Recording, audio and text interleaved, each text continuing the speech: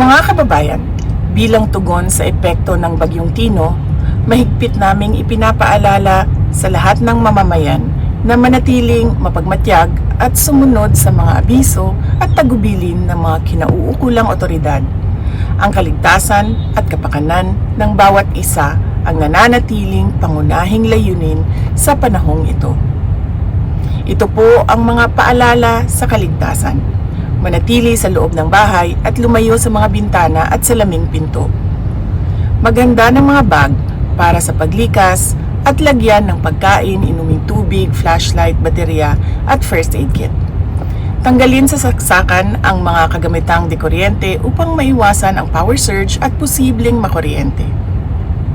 Iwasang lumabas o bumiyahe hanggang hindi pa idinideklarang ligtas ng mga otoridad ang ating mga kalsada. Lumipat sa mas mataas na lugar kung kayo ay nakatira sa lugar na madaling bahain. Maging alerto at makinig sa mga balita at abiso ng panahon mula sa Pag-asa. Tumulong sa mga bata, matatanda at mga taong may kapansanan. Nakahanda ang Disaster Operations Center ng tanggapan ng Pangalawang Pangulo upang magbigay suporta at mag-augment sa mga operasyon ng pagtugon sa sakuna ng mga lokal na pamahalaan. Syukran.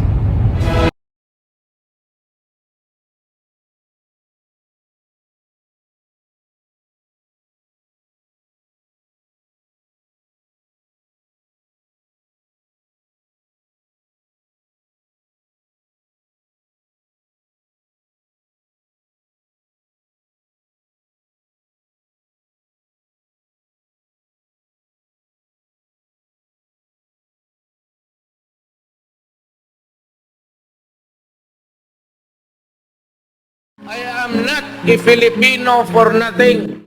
I did what I had to do. And whether you believe it or not, I did it for my country.